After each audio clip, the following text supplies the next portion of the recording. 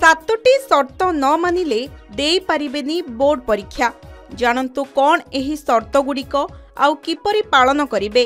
केंद्रीय माध्यमिक शिक्षा बोर्ड अर्थात सीबीएसई 2026 रे हेबाकु थिबा दशम एवं द्वादश बोर्ड परीक्षा पाई प्रस्तुति आरंभ करि दैछि। सीबीएसई बोर्ड 2026 परीक्षा रे जोग देबा पाई नियमावलीर एक विज्ञप्ति जारी होईछि, जहा अनुसायी सीबीएसई दशम एवं द्वादश बोर्ड परीक्षा रे जोग देबा पाई 7टी शर्त रहिछि।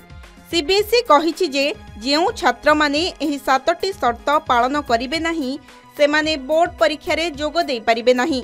फलाफल परे जेपरि संशोधनर आवश्यकता न पड़े सेथिपाई बोर्ड समस्त स्वीकृति प्राप्त स्कूल गुड़िको छात्र छात्री संपूर्ण एवं सठिक सूचना समय मध्यरे दाखल करने स्पष्ट निर्देश देइछे।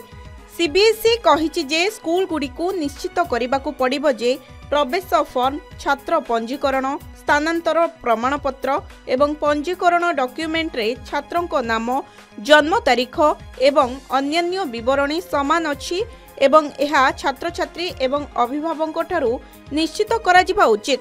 पंजीकरण परे जदि कोनोसी त्रुटि देखा जाए तेबे संशोधन विंडो रे एहाको संशोधन करा जाई परिबो।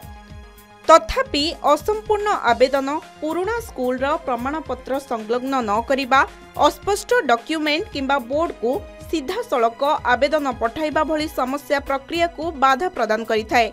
अनेक समय रे छात्र छात्री माने आईनगत नोटिस किंबा कोर्ट रो आश्रय नियंती, जहा मामला को आहुरी जटिल करिथाए।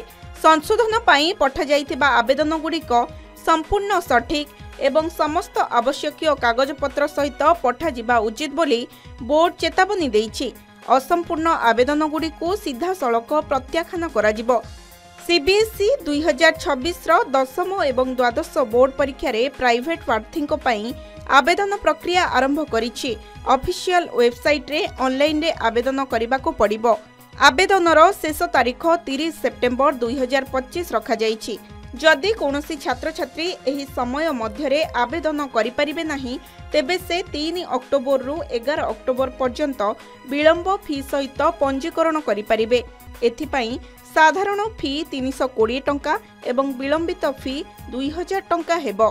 बोर्ड कहिछि जे जेउ छात्र छात्री माननकु 2025 परीक्षा रे पुनरावृत्ति जरूरी बोली घोषणा करा जाइछि, जेउ माने कंपार्टमेंट पाइछंती किंबा जेउ माने निजर प्रदर्शन को उन्नत करिबा पाई परीक्षा देबाकू चाहुचंती सेमाने मध्य प्राइवेट प्रार्थी भाबरे आवेदन करि परिबे।